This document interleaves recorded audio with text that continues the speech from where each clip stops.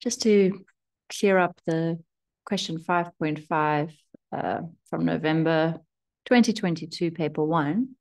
In my previous video, I ended up with a whole bunch of ugly decimal points, and I really wanted to not end up with a whole bunch of ugly decimal points. So here, we were working out the area of triangle ABC.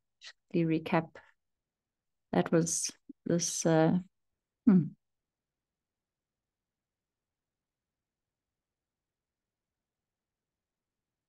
triangle over here. And the method that I was using was to take the tan theta equals m, so to take the angle of inclination, and I added myself a line parallel to the x-axis, and then I just put the same angle there because it's those are parallel line, so those angles are corresponding.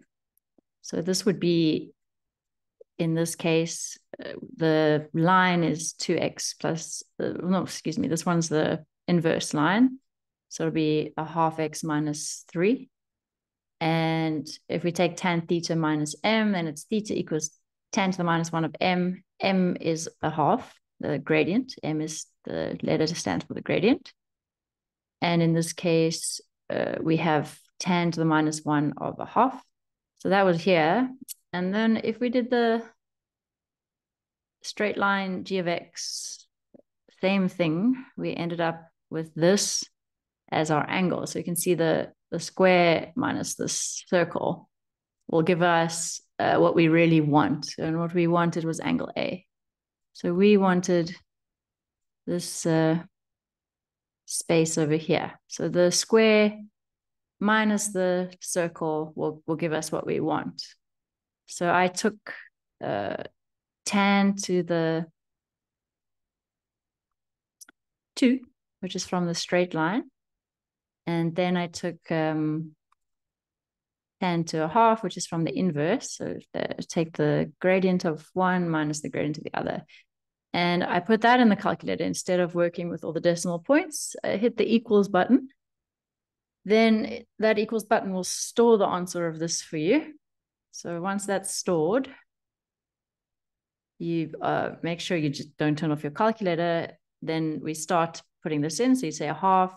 We're using the area, a half times A times B times sine of angle C. We're using the area rule here. So if our angle C is the one in between, and A and B are the sides that sandwich the angle. And this is for a non-90 degrees angle to find the area. I did that. And then the reason the A and the B are the same, they were both 6 squared 5. So there's 2 of them, 6 squared 5 and another 6 squared 5. That's why the squared over there.